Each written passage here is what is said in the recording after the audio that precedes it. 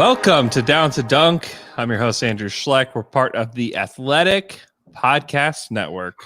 With me, as always, on Wednesday is my good friend Alex Speers. Alex, what's up? I wasn't ready. Where's the intro? It's not here right now. Just leave it alone. Blame Steven Adams for that. Or I guess not Steven. Blame Sam Presti for that. Man. So there's few guys on that intro that are still left on the team.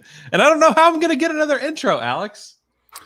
Yeah, it would be really awkward if they have like a Zoom media day and at the end of it you're like, "Oh, excuse me, would you mind if you could just say real quick that you're down to dunk?" Yeah, we may we'll have to do something else for this season in particular. Because are any of these guys on Cameo? We could just pay for it. I know Dort's on Cameo. Have you seen Dort on Cameo? No, so there's one. It's hilarious. It is really good. He was like, what was he? I think $15 at some point. And then after the playoffs, he upped it to like $50. Oh, really? Yeah. Ooh. I don't know if we can afford I that. guess. Oh man, media day is going to be awful. Yeah, totally. I am just now thinking of that. It's not going to be good. It's just going to be me just doing this, but just sitting here and just staring at my computer for 5 hours. I'm not looking forward to that. What I am looking forward to is Frank Jackson joining the Thunder as a free agent. Hey, we finally got him. We finally got our guy. Sam always gets his guy. So Frank Jackson was on the Pelicans. He's a point guard. Well, he's not really a point guard. I would just call him a guard. He's a guard from the 2017 draft. Now the Thunder have 3 guys on their team. Even after trading Ferguson, they still have 3 guys from the 2017 draft that they've acquired. Frank Jackson, TJ Leaf, and Justin Jackson. It appears they're cornering the market on all the bad guys that went in the 1 to 31 range. They've already had Terrence Ferguson. They've already had Justin Patton. Who else? What other check marks do we need to get there? Maybe Fultz makes a stop here. Maybe they acquire DJ Wilson at some point. Pashekniks. Maybe you can already say that he was on the Thunder since he was mentioned in a tweet about the Thunder. Who knows? Maybe Caleb Swanigan joins the Thunder, and then maybe that wraps it up for OKC for the first round bus from the 2017 draft. Yeah, Swanigan would be a real deep dive because I have not seen him in a while. Yeah. But I guess, if the other option is just signing random guys, which is kind of like what Hinkie did with the Sixers. Yeah. I kind of like the idea of just going to drafts of 1 to 2 years ago and just picking up a few of those guys. I mean, at least they have some pedigree in comparison. Yeah. It's not like you're just grabbing someone off the street. You're grabbing someone who at one time was thought of as a first-round pick within recent memory, too. Mm-hmm. Yeah, I actually like taking a swing at Frank Jackson.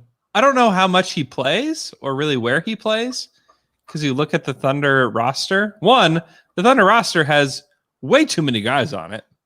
Way too many. And I know that the Horford deal hasn't been done yet, so I think you're allowed to carry 20 guys on your roster. And I don't think that includes... I don't know if it includes two-way guys, but they already have two-way contracts. They've got 21 players now. I don't know how this works because they'll have to acquire Al Horford. They'll have to get Theo Maledon signed, but I don't quite understand how this is going to work. I mean, it just says that either the Thunder are going to be waiving guys like Isaiah Roby and Kenrich Williams and Zylan Cheatham and Josh Gray. Maybe they'll just waive all those guys, or maybe there's another trade coming. I assume there's another trade coming because I believe that George Hill and Trevor Ariza are eminently flippable. But overall, I was a little confused by that signing. I like taking a swing, but logistically, there's still some stuff to be worked out before training camp starts in 1 week, Alex. I know. I was looking at I'm on thunderousintentions.com. This was 3 years ago. Mm-hmm. A guy named Tony Heim, if he's listening, shout out to Tony Heim. He wrote this about the Thunder making this promise to Frank Jackson.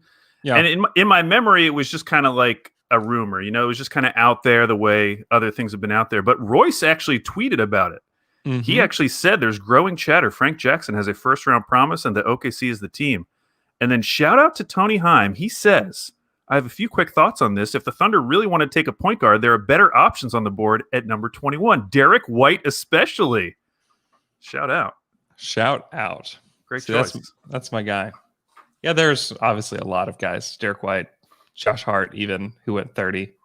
But yeah, I mean, you take a swing. You see if you can get anything out of Frank Jackson. Doesn't actually bode super well for him that the Pelicans, who are still a pretty young team, just let him go. I also don't understand why he wasn't included as a part of the trade for Steven. Yeah. Like, why didn't they sign and trade for him? I don't understand it from that perspective at all. Because I don't see Josh Gray as being like a future piece for the Thunder or anything. Right. That deal, reading some of the details on it, really made some of those guys' lives. Like, I forget which of those three guys, he was about to sign a deal in Turkey for like way less money. And then all of a sudden they call him up and they're like, hey, we need to sign and trade you for this. And he just made a quick like 1.6 million. Boom. Yeah. Yeah. What a deal. I mean, all those guys. I mean, I think Kendrick Williams maybe would have gotten a deal with some team, but like Zylan Cheatham, probably not. Who's one of Dort's buddies, by the way. Oh, really? Yeah, he played at Arizona State with Dort. Oh. And then Josh Gray, never heard of him. Could not pick him out of a lineup. Don't know him. Maybe we'll never know him. But I don't know who he is. So yeah, there's just more to be done with this Thunder roster. Because I mean, I think we know like Dort, SGA, Baisley, Justin Jackson, Maladon, Hami, Ty Jerome, TJ Leaf, Schofield, Poku, Vincent Poirier. Like those are the guys, like I'm pretty sure, okay, those guys will be on the roster day one and maybe throughout the entire season. But then you have your question mark guys, like the 3 sign and trade guys from the Pelicans. I have no clue if they're just like, yeah, we're just going to gift this to you. And then you can go on with your life. I was listening to the Ryan Russillo podcast, and he had Bobby Marks on, and Bobby was telling that story about when they did that with Keith Van Horn. Oh, right. Like they just needed him for this deal, and he had been technically retired for 4 years. Yep. And he told the story about how he had to call up his agent, was like, hey, would Keith come back just for like 2 weeks and we'll pay him $5 million? And he said that Keith Van Horn came in and would just read like in the office during practice. And then Bobby Marks got a call from the office that was like, hey, we know what you're doing. This shouldn't be legal. We're going to come by and make sure that he's working out. So league officials came by the Nets practice facility to watch Keith Van Horn work out on the exercise machines. Oh, that's really fun. Oh, shoot. Yeah, don't at least do that with Zylan Cheatham instead of Keith Van Horn, or like signing Kendrick Perkins to a deal. Right, yeah. Anything else Thunder related that you need to get off your chest before we get into these Eastern Conference over-unders? No, I am like you. I am excited to see how this shakes out because it's clear just based on the amount of players on this team that there are still things to happen. And, you know, who knows? At the low end, maybe it's just them waiving a couple guys. But on the high end, maybe we still got a few trades left in us. So that's exciting. That's keeping me going. Mm-hmm. Yeah, I mean, I assume there could be a deal for George Hill on the table in the next week. He's a guy that I just think his contract is good. He's still a really good player. I can see many contenders having one, like a bad player they could send back that makes around that money, and then sending a first round pick back for George Hill. Oh, I was thinking Philly. Like Philly would be a great option. There's like basically any team. Yeah, I mean, we've talked about the Taurean Prince deal. Yeah, like why not that? Why not do Taurean Prince, next year's first round pick, lottery protected, and just call it done, right? Who did they take at 19? And did they already trade that person? Didn't they traded for Shamet in that 3-team deal? Oh, yeah, that's right. Okay. Yeah. But I mean, why not? I mean, you just really what you need around Kyrie Irving and Kevin Durant is just as many guys that can knock down a 3-point shot. And he shot 46% last year on high volume.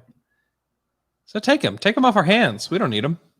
The Fluky says, you made fun of my trade with 3 sign-in trades from the Pelicans for the award show, and I feel like I deserve an apology. You know what, Fluky? I'm sorry. You were closer to the real trade than anyone else. Very sorry. Yeah, I mean, that's a guy that I think could be on the move.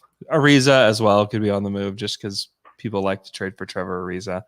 And then Al Horford is an interesting one in that I just don't really see a landing spot that makes a ton of sense for him. And he just may be a guy that the Thunder have to rehab his value a little bit. Yeah, for sure. And similar to George Hill, except George Hill's is coming a year early, but George Hill just has the $9 million or whatever this year, and then next year he only has $1 million guaranteed. So it's a great contract for any team that just wants to see what George Hill has left, which, I mean, honestly, $9 million isn't that much. I could see a team just keeping him through the extent of that contract. Yeah. But the same thing with Al Horford. If you can get through this year with Al Horford, or at least to the trade deadline, at that point, you really only have 1 full year left.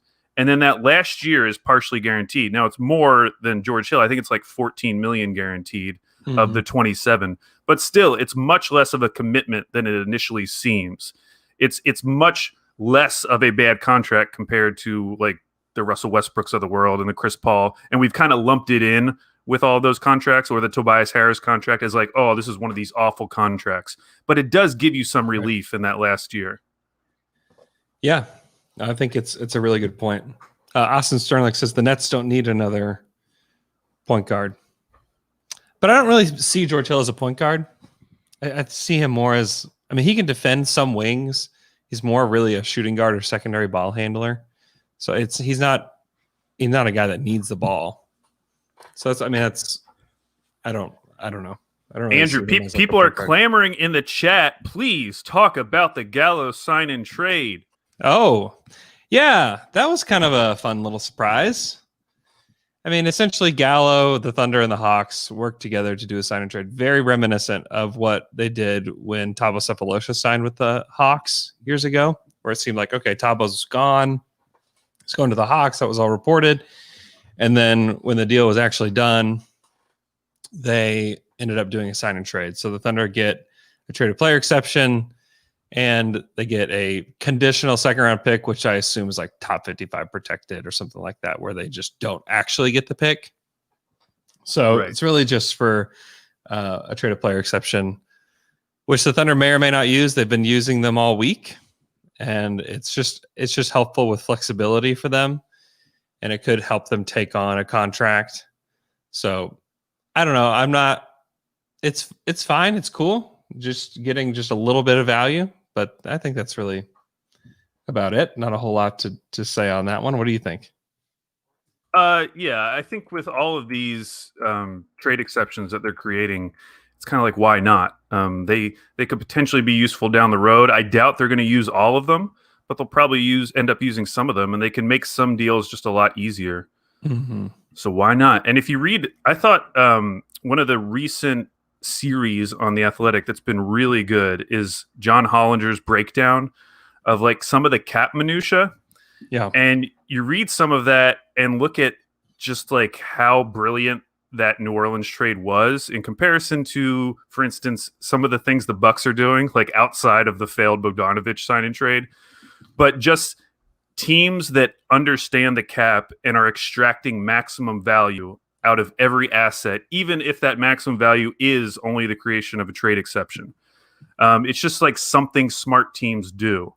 And he gave a few examples from the Bucks where they have just like dropped the ball again and again in terms of maximizing the value of their assets. Yeah. You got to read John Hollinger. He's been a machine lately. I mean, creates a ton of content for The Athletic. You can go to theathletic.com/down-to-dunk and get The Athletic for $1 a week right now. So go check that out. And if you want to wait, which maybe you should wait until Friday. You can get theathletic.com for $1 a month for 12 months as the Black Friday sale. So you really don't want to miss that one. Wow. But yeah, the traded player exception, they created a giant one for Steven Adams. And they may or may not be using that for the Al Horford deal. They may just wait on the Al Horford deal to be done. I think they have to wait until December 8th to actually complete that deal. So my guess is we'll either hear something today or they will just wait to make that deal official, because they can't trade you can't trade another player with Danny Green until the 8th of December. And so they couldn't do the deal because of that. Or they could do it in separate transactions and trade Al Horford into the trade exception and then do the deal that way. But my guess is that they'll probably just wait. I figured we would have heard something yesterday, but they may just wait to do that deal. So you may not hear anything we won't have Al Horford in Oklahoma City for a little while. We won't have Teo Maledon won't be a part of the team for a little while, but not that matters to the Thunder all that much. But it's just one of those little things that we're waiting for from the Thunder that I assume we'll either find out pretty soon that something will happen. If you don't hear anything, just assume that it'll be the 8th of December. And some people I think would probably prefer that, because you get to keep that giant $27 million traded player exception to take on you could take on a player's contract and bring in an asset. So now if the Thunder, they're only getting that because they're over the cap, they're acting as an over the cap team. Because if they were way under the cap, what's the difference between having an exception versus just taking a guy into your space? It's a really good question, and I don't have a good answer for it. Shout out John Hamm if you're in the chat. Now's the time to speak up. Now's the time that we need you, John Hamm. I'll ask John Hamm here in a minute and see if we can get an answer on that. But I don't know. I don't know what the benefit would be, because the Thunder will obviously be a team way under the cap next summer. Yeah, big time. But perhaps you use it during the season for somebody that needs to trade a big name player. So anyways. Yeah, Zach, you're right. Zach Lalonde says that he understands that the exception allows you to go over the cap. Yes, it does. We're just wondering if there's a benefit to using it when you're under the cap, and could take them on anyways. Anyways, Alex, you want to go on to Eastern Conference over-unders? Yeah, I can't believe it's already time for over-unders, but I was looking at the calendar, remembering that it took us 7 weeks to get through this last year, and we only have 4 Wednesday pods. Actually, it might even be less than that before the season starts. Is that true? The season's starting on December 22nd, correct? We have 3. No, we have 4. We have today, the 2nd, 9th, 16th. Oh, yeah. So we have 4. Alex. I know. We have 4 Wednesday pods before we're watching basketball. Wow. That doesn't feel right. Honestly, yeah. To be quite frank, a little too soon. They could push it back too soon. another week. But anyways, we got to get started on these over-unders, knowing our pace last year. We need to get through like 7 or 8 per week. Okay. But I think it'll be good because there's a lot of teams that we just haven't gotten a chance to talk about yet. And everything is basically done at this point. So we're free to talk about them. But there are a few things I want to bring up. First, I'm going to bring up, this is super confusing, but last year and this coming season, they have not played 82 games. Right. So I had to adjust so that it would make sense in our heads when we're comparing what the over-under is this year compared to their record last year. I think there's a lot of things to take into account when you're choosing an over-under this year. One, the fact that there's only going to be 72 games. How does that affect teams differently? I think that in the West, when we get to the West, there's going to be a lot of teams that are decent to good. And so I almost think that for some of those mid-tier teams, I might bump them a little higher, and maybe the high-tier teams, I bump them a little lower. There's some new coaches that we got to factor in. There is the fact that, COVID is still out there, and we've seen how COVID has impacted the NFL season. There might be a chance that guys sit out like 2 weeks at a time if they're going into quarantine. It's likely, yeah.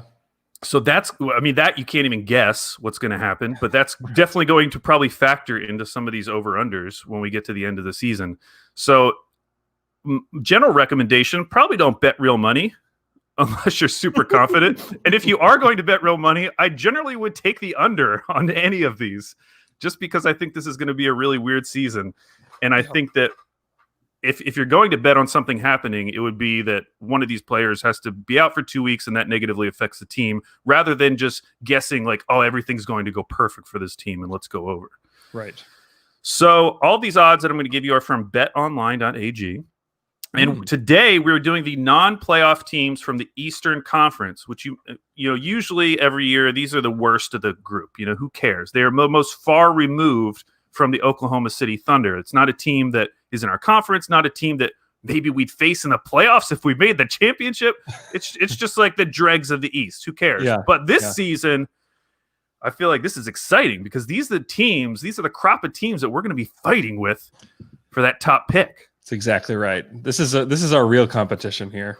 Yeah, so I feel like we're starting off with a bang, and we're starting off with the best bang, which is the Cleveland Cavaliers, who last year were 19-46, which is equivalent to winning 24 games. This year, their over-under is 21.5, which is equivalent to winning 24 and a half games. So basically, Vegas is projecting them to win essentially the same amount of games. Yeah. Key losses: Tristan Thompson, Alfonso McKinney. Key additions: Isaac Okoro, JaVale McGee, Damian Dotson. How are you feeling about the Cavs? Because something that, in fact, I want to ask you a trivia question. Mm-hmm.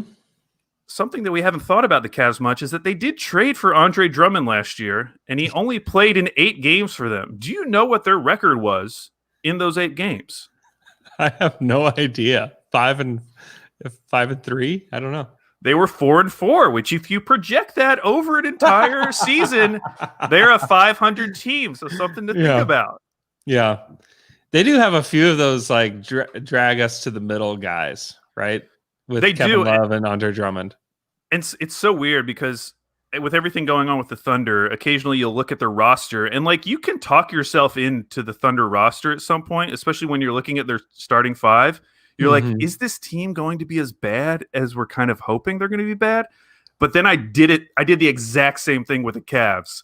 Because you're like looking at the roster and it's like Kevin Love, Andre Drummond, front court. That doesn't sound too bad. Yeah. You put Colin Sexton, had a great second half of the season. They finally got a defender in Okoro. Maybe you throw in Chetty Osman in there. Like all of a sudden, like that sounds fine. That doesn't sound like a 24-win team. Mm-mm. But clearly it happened last year. And the question is, do you think it'll continue or will they get snake bitten again? Which is kind of what happened last year. I mean, a lot of their guys got injured. It was just a nasty season. It was the John Beeline season. Oh my gosh, I forgot about John Beeline. Yeah. Oh my gosh. Oh yeah. I mean, they're going to be super terrible. I mean, let's just be honest. And Kevin Love, like visibly frustrated throughout most of the season last year. I don't expect any of that to change. I mean, honestly, the only thing that could really change them is if Darius Garland shows up and he's the guy that Mike Schmitz thought he was going to be. Yeah. Where he's like just a shot maker from like multiple levels, can hit the deep range 3 and can really just take a hold of the offense. But if he doesn't do that, which I would expect he doesn't do that, then they just have a lot to figure out. I don't even know that Andre Drummond deal just makes way less sense today, even than it did. It didn't make sense at the deadline for them, but it makes way less sense today for them because he is a guy that's going to get them like 16 and 14 a game and is going to defend at a decent level. I don't know. I don't like having him on the team. Now they have JaVale McGee. I don't know if JaVale McGee plays for them, but he's at least on the team. But I don't know. I think that I might even take the over for them, and that would be bad. That would be bad luck for them is to win more than that because they need to be targeting guys in this upcoming draft. But I think if Kevin Love and Andre Drummond are healthy and they get one guard that plays well, then they're probably over. Yeah, as you were talking, I was changing my opinion, and I thought it was going to be the outlier opinion. But yeah, I think I might go over too, just because you're basically asking, are they going to win the same amount of games that they won last season? Mm-hmm. And I do think that they have a roster is entirely capable of doing that. Yeah. And arguably got a little bit better. And I think adding Okoro was a really good pick for them because defense was a huge concern with the Cavs last year. They didn't really have any high-quality wings. I think he's going to get a lot of playing time, but also I think he's going to get a lot of playing time in a system where they're not going to be asking him to do too much beyond being a really good defender. Yep. So I think it's a good situation for him. Wow, I think I'm going over as well. That's it. I don't know if this is this is wishful thinking for me. Maybe it is, because they were the team before this all started that I would have said was going to be the worst in the league. Yeah. And now I just went over. I just told everyone if you're deciding between one or the other, just go under, and then we both took over. Okay. Well, oh boy. We'll move over on to the next team who will likely who's the NBA smart guy on this team? NBA smart guy. I mean, so I think Cedi Osman has had the title for the Cavs, because anytime you talk about the Cavs and any type of quote unquote young talent, I feel like people always throw in Cedi Osman, even though he's getting a little bit older at this point. But actually, go ahead. I think you're about to say what I was going to say. But I think Isaac Okoro is going to be the new NBA smart guy. I actually think it's Larry Nance Jr. I considered that, but I feel like the people who really like Larry Nance, like Zach Lowe, will talk really highly about Larry Nance. Yeah. And those opinions really stick in my mind. Yeah. But then I feel like some people just totally downplay Larry Nance. Okay. And act like it's not a big deal. But I agree that there are some people out there who truly love Larry Nance. Yeah, they do. It's a little weird to me, but I think Cedi is probably the guy, and also just being able to pronounce his name, it makes him a smart guy. Oh yeah, Cedi. Oh yeah, right. Try Cedi. Yeah, try Cedi. Okay, the next one. This is a team that will probably not be competing with the Thunder for the worst pick. Is the Atlanta Hawks. No. So last year they were 20-47, equivalent to 24.5 wins. This year, their over-under is 33.5, which is equivalent to them winning 38 games. 38 games. Key losses, DeAndre Bembry, Vince Carter, Jeff Teague. Key additions, Rajon Rondo, Danilo Gallinari, Bogdan Bogdanovic, Chris Dunn, Solomon Hill, Tony Snell. Who did they take in the draft? They took Okongwu. Onyeka Okongwu. So they've, more than any other team, they have probably added the most amount of NBA rotation players who are okay to very good. Projected to win 38 games, which frankly in the East means that you're essentially picking them to be a playoff team. Yeah. That's the 82 game projection, 38 wins. Their over-under is 33.5. I'm fascinated by this team because they were terrible last year.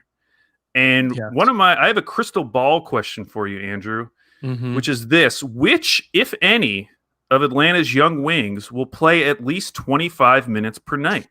So last year, you had DeAndre Hunter playing 32 minutes a night, Kevin Huerter playing 31.5 minutes per night, and then Cam Reddish playing 26.5 minutes per night. Do any of those guys crack 25 minutes per game this year? I don't know that they do. To me, Cam Reddish had a really nice back half of the year. So maybe it's him, but I mean, it's like they're throwing extreme shade at the other guys by bringing in Bogdanovic and Gallinari, right? Yeah, and even they have so many. I mean, Chris Dunn is probably going to get some of those Huerter minutes as well. Will play, yeah, because Chris Dunn and Rondo can both play with Trey. I mean, I think that was part of the reason bringing those guys in. So I'm just fascinated by this because they had collected this. I would say it was like an amazing collection of young wings, but they had a lot of young wings that they were invested in or seemingly invested in. And I'd be interested. I have a feeling at least one of those guys will just kind of be out of the rotation. And I don't know who it'll be, who they value the most. Right. I don't know either. They also got Solomon Hill, who will play. They did get Solomon Hill. Yes. I freaking hate this. I hate this. It's really hard. And we haven't even talked about Clint Capela, who didn't really play for them last year. And he's basically another addition coming into this season. Yeah. I hate what they did. I mean, well, you hate what they did? Yeah. I feel like everyone else loves it. I absolutely despise what they did.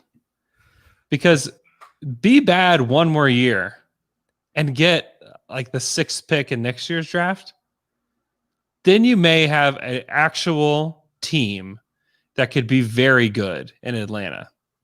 This team, what's your ceiling? The middle of the Eastern Conference?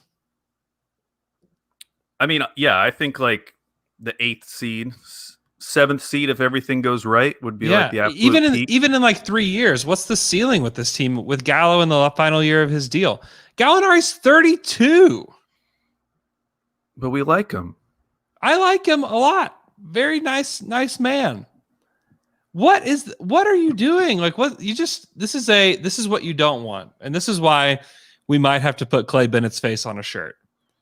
Oh no. Because you do not want your ownership to tell your management, hey, the losing has been cool.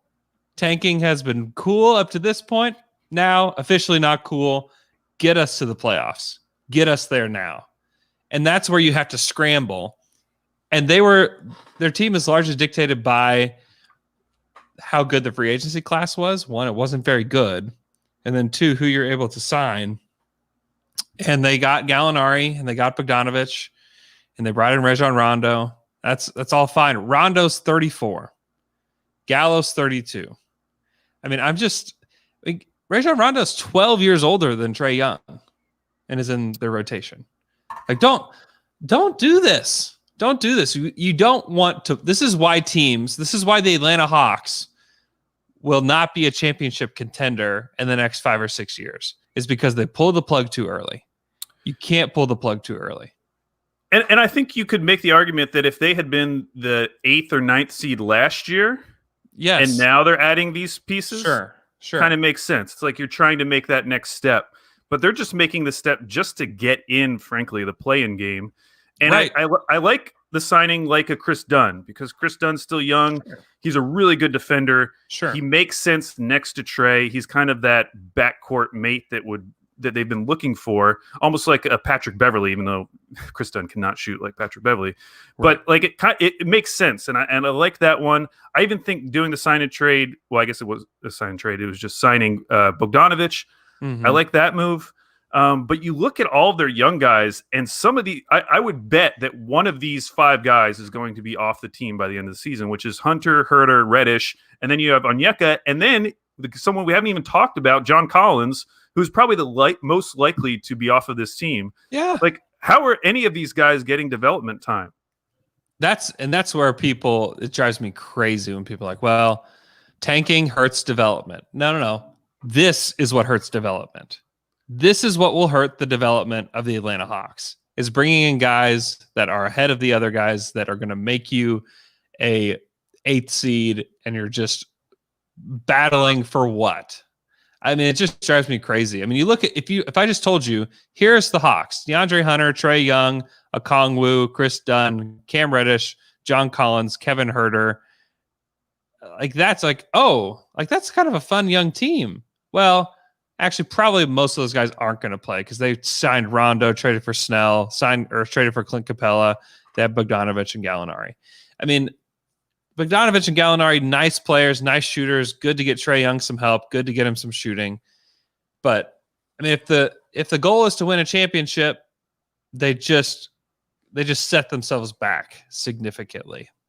Because I think what's going to happen inevitably is that they're going to get lower return for some of these young guys when they inevitably want to leave, or they're not going to re-sign them because they're not going to want to commit a ton of cap to them.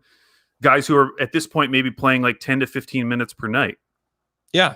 Oh, I'd love to trade for Kevin Herter or for Cam Reddish or for DeAndre Hunter.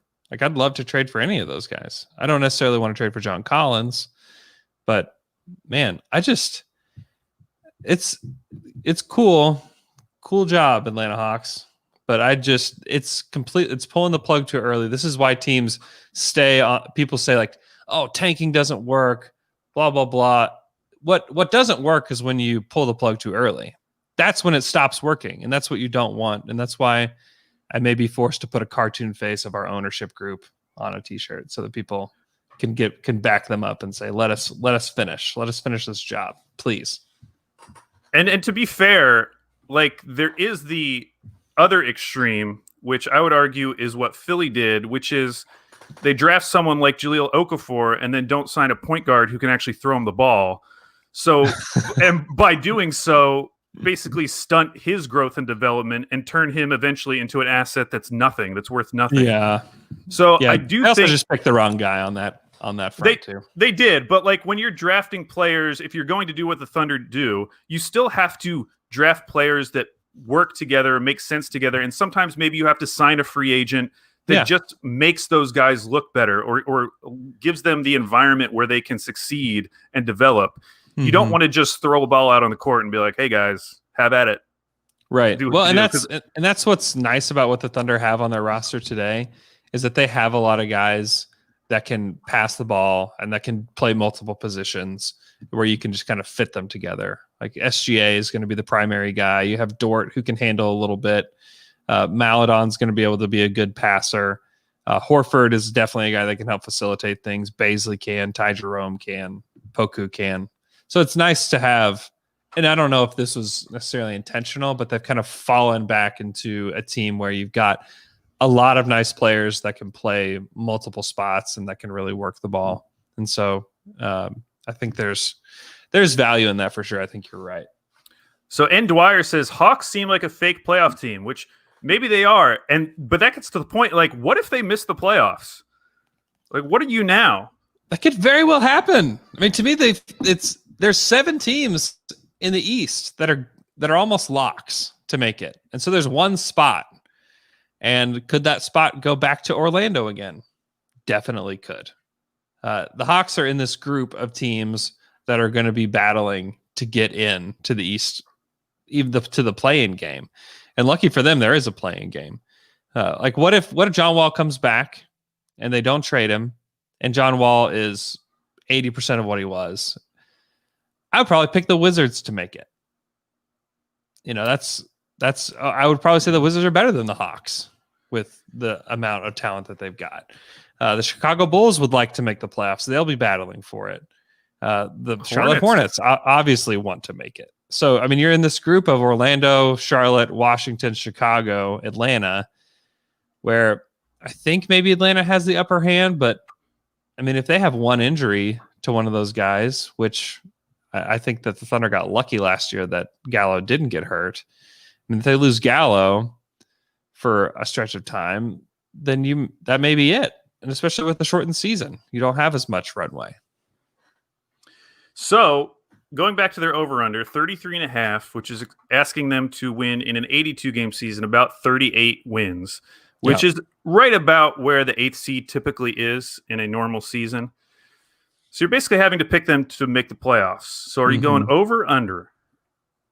I'm going to say under. Under. I think I will go under as well. I think we just talked ourselves out of it. That said, like, they do have a talented team. Like, they do have a lot of players that you like. There's a lot of guys. Them making the playoffs would not be that surprising. No, It's more just about what their ceiling is. It feels like the floor is a lot lower than people are acknowledging. Mm-hmm. Yeah, I totally agree with that. I mean, you have guys that are you brought in like Rajon Rondo, probably not playing like he did in the playoffs all season. Tony Snell has not really been a good rotation player, maybe ever. Clint Capela's got injury history. Gallo's got injury history. Bogdanovich has been with the Kings. I think he's a good player, but does he make you... That's his downside. He's been with the Kings. Does he make you anything? I mean, I don't know. I really don't know. I mean, and maybe you put him with a guy like Trae Young, and that makes you a nice team, but I don't know. Like how far away in talent is De'Aaron Fox from Trae Young? I know they're a lot different players, but I don't know if the talent gap is that big. Okay, we have to move on.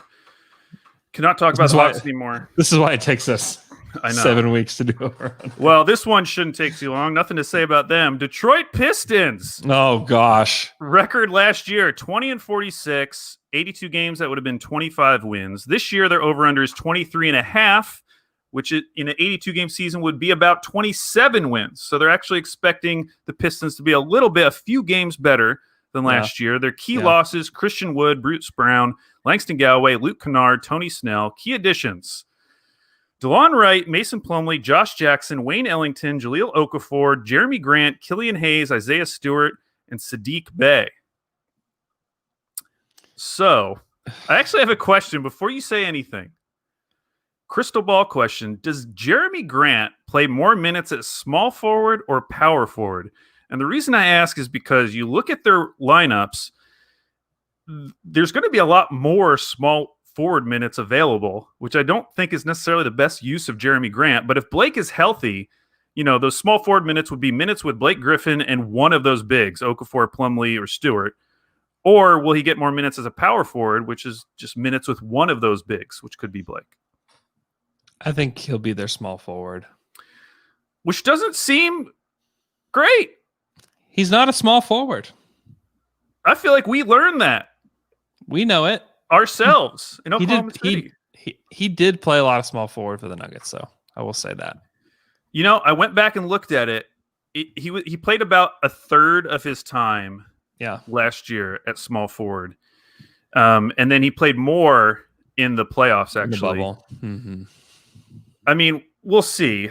It's just that idea because, one, it's a very different equation saying, I'm going to play some Jeremy Grant, some small forward minutes. And, oh, by the way, Nikola Jokic is going to be on the court as well. Mm-hmm. Versus playing Jeremy Grant small forward and saying, like, it's going to be Blake Griffin. We're hoping he's healthy. And then Jahlil Okafor. Doesn't sound as good. Yeah. Dude, this is perplexing to me. I really liked what they did in the draft. Like getting Killian Hayes where they did, that's great value. That's wonderful. Sadiq Bey at 19. I'm a big Sadiq Bey guy. Isaiah Stewart at 16 was love him. A reach, but still like a guy where like, okay, I get it. But then you go and you sign Jeremy Grant to $20 million a year. You trade for DeLon Wright, who's, by the way, 2 years older than Jeremy Grant. Oh, he's a fake young guy. Yeah. Mason Plumlee, $8 million. Why? Like, why don't you, if you want to be a team that's going to be at the bottom of the East, just play Isaiah Stewart. Why are you doing this? What is happening? I will tell you. So I've actually spent some time reading some like postmortems of the Detroit Pistons offseason. Yeah. One on the Detroit Bad Boys blog, and then James Edwards III, who's the beat writer for The Athletic. Yeah. He wrote a really good piece as well. And it's very funny because I think in both cases, like neither of them necessarily know what happened, but they're just doing their best to try to explain like what could possibly be the plan. And my general takeaway, if I was to like synthesize everything, was that one, they're focused on culture. They really want to build a good culture in Detroit, which is great. I think that's a good goal to have. They don't necessarily care if they are one of the worst teams in the league because they think that the flattened lottery odds, it doesn't matter as much. These are all things from these articles. And that they're actually targeting like 2022 and 2023 free agency as the time when they're going to like make their big splash. So they're planning on being this like competitive team with a really good culture. Yeah. And then in 2 to 3 years, some guy like Charlie Villanueva is going to be like, yes, I want to sign with the Pistons.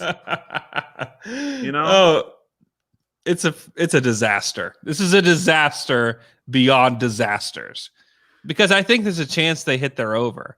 If Blake's healthy, Jeremy's good. Jeremy impacts winning. We've seen that. We've seen that firsthand. We saw it last year in the playoffs. DeLon Wright, nice rotation player. Mason Plumlee, nice backup center. I mean, and Derrick Rose is still on this team, by the way. Yes. Who was a nice player for them. They waived Zaire Smith. They're going to waive that Zaire Smith. They're going to waive and stretch him. What?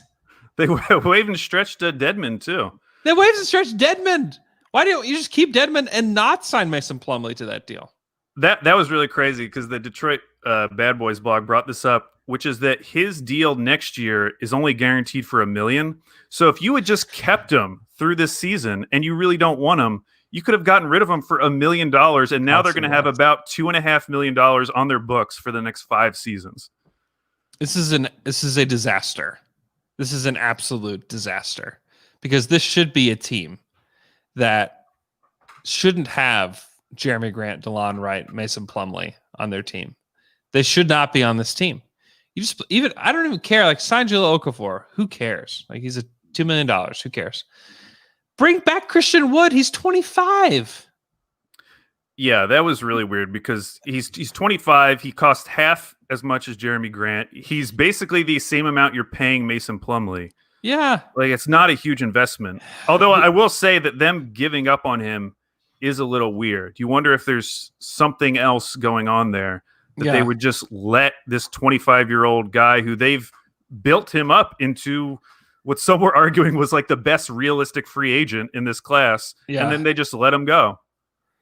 Yeah, but you don't have to. I mean, you pay him a few more million than Mason Plumlee. What is he getting? Like 13 million? Like, I'd rather have 13 million of him for sure than 8 or 9 million of Mason Plumlee. I mean, give me it's disastrous to me what they did. It's disastrous because all they did was just bring in guys that bring you closer to the middle.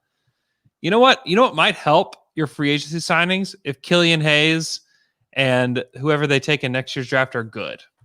That would probably help you a heck of a lot more than Mason Plumlee and Jeremy Grant.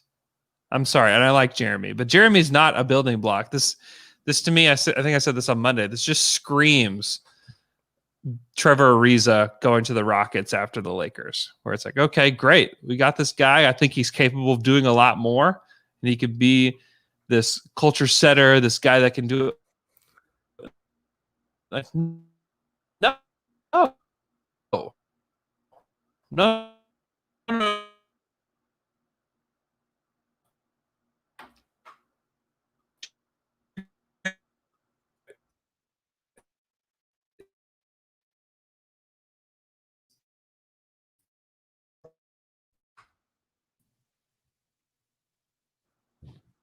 Are you there?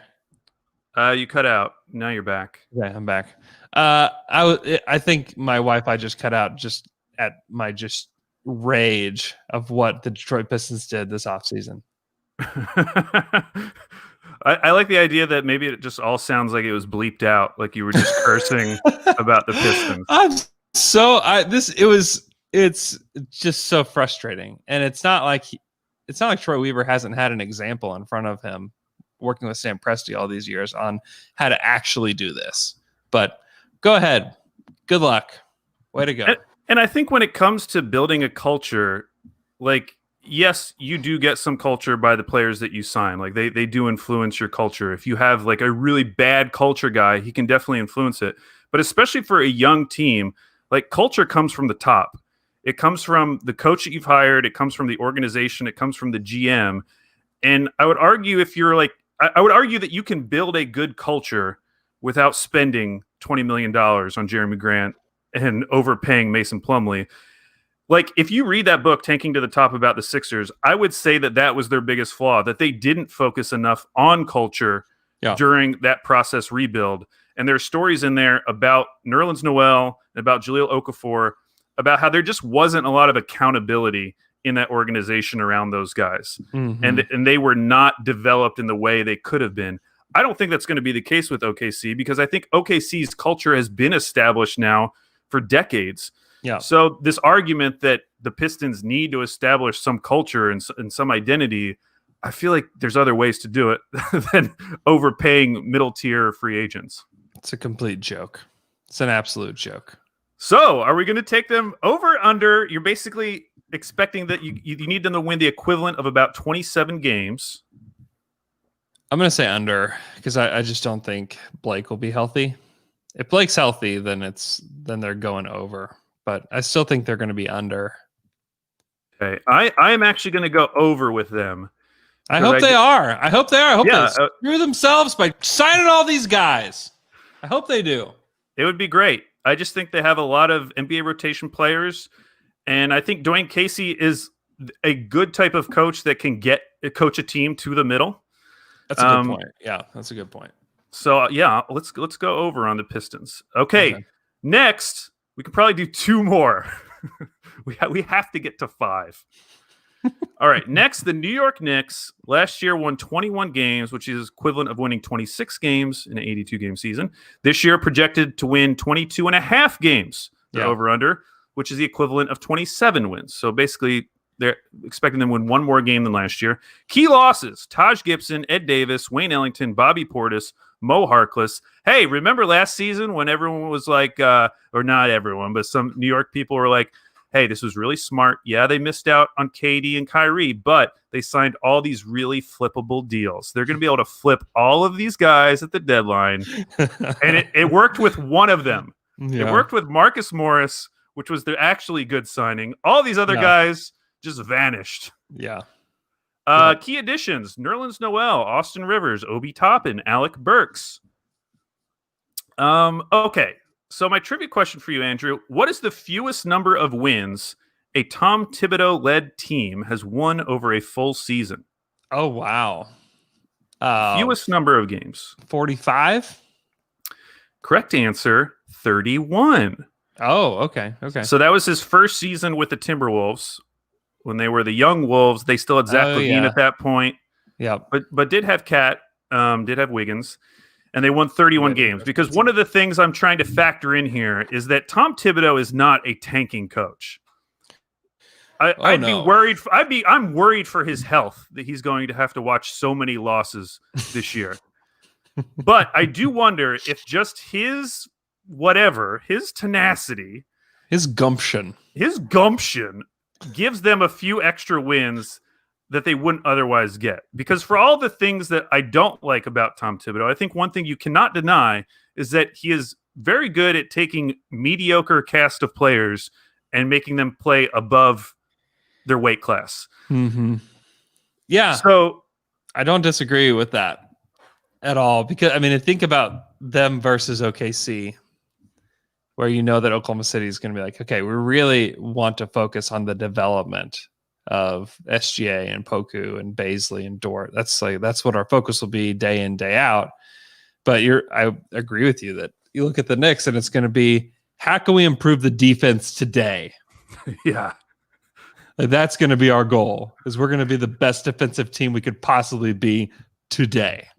And that's terrifying for Obi Toppin's development, because the biggest weakness of him, and why no one was taking him necessarily in like the top 3 of the draft, even though he's an amazing offensive player, is because people think that he might be terrible defensively. Yep. And is he going to get the opportunity? He should be playing, 30 minutes a night on this team. But is he going to get that opportunity with Tibbs? It's a good question. Who plays ahead of him, though, would be my other question to that. Well, you got Julius Randle still there. They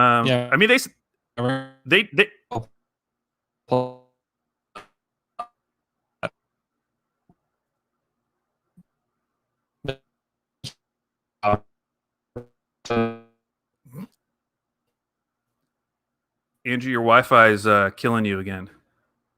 You're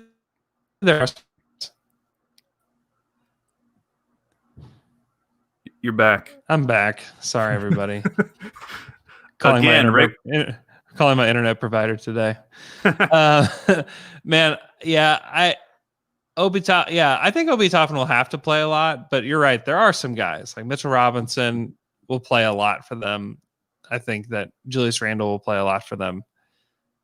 They're going to be really gross. This is a really just disgusting roster overall.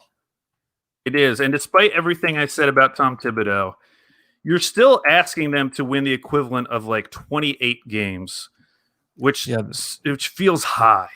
Yeah, there's just no way. So I'm going under on the Knicks. Yeah, I'm with you. I'm under. How do you feel about Obi Toppin wearing the number 1, being Obi-Wan? Oh, that's cool. I Yeah. didn't hear that. Yeah. I like that. That's a thing. Okay, our last team of the day, the Chicago Bulls. Record last year, 22-43, which was equivalent to winning 28 games. Their over-under is 30 this year, which in an 82-game season would be about 34 wins. Mm-hmm. So their key losses, Chris Dunn.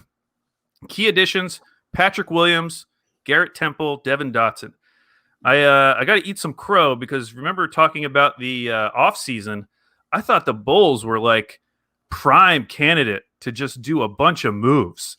They had all these movable contracts. They had all these young guys. They have a new GM, new coach. Oh, I know. And they arguably did less than any other team in the league. Yeah. I mean, they took the interesting pick at number 4 with Patrick Williams. That was kind of like the one surprise early in the draft, maybe. But otherwise, like it's the Bulls. Like they're just running it back. Yeah, they're running it back. I do think adding Billy is a big addition for them. I think that he will make them a better regular season team than they were last year. I don't know what the health status is of Otto Porter. It's not something I keep tabs on regularly. But his health has been an issue. And if he's healthy, I think he's a tremendous help to them. I don't know if he is. I have no idea if he is. I'm afraid to touch my computer right now because of my internet status. But I'm thinking they could be over. So you need them to win like an extra 7 games from last year. I mean, I think Kobe White is good.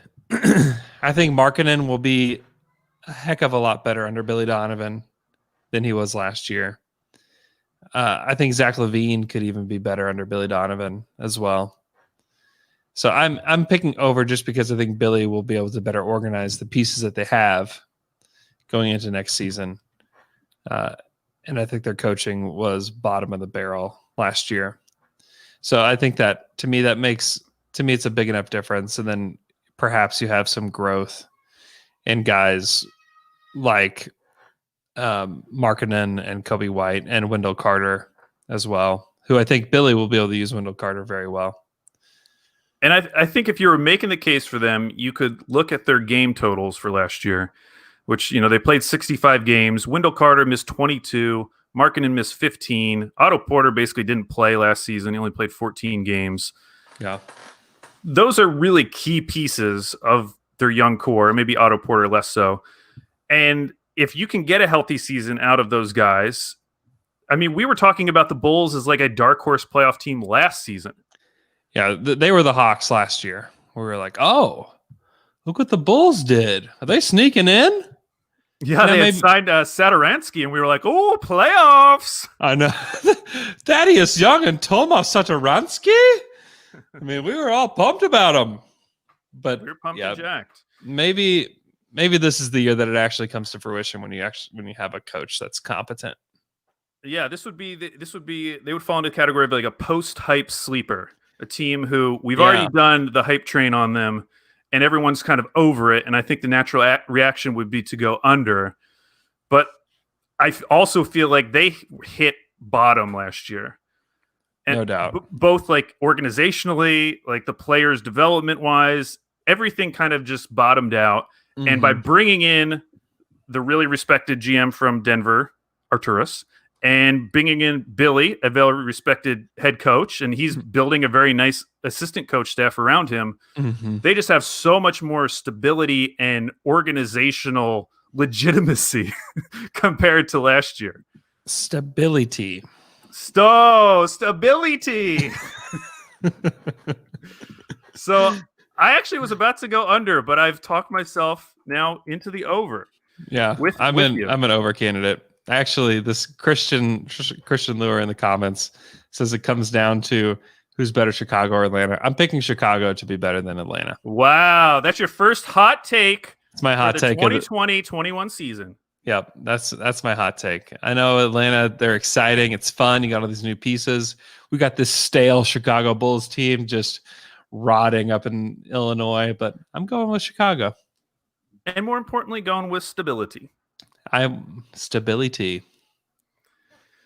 All right, so that takes us to the end of 5 teams in the Eastern Conference. Wow, this is going to take forever. But yeah, thanks for listening to our show. We'll be back Friday, possibly. I don't know. I might want to take a day off for Thanksgiving, but we'll see. If something happens big, that we'll be back on the pod. Hope you guys have a great rest of your week. Enjoy Thanksgiving if you're in the United States.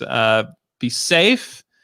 Make sure that you are taking the right precautions for the right family members. Just be sure to use your brain and be kind to everybody around you. If you're not in the United States, hope you enjoy your week. Your normal week. We appreciate you guys listening, and we will talk to you guys again on Friday.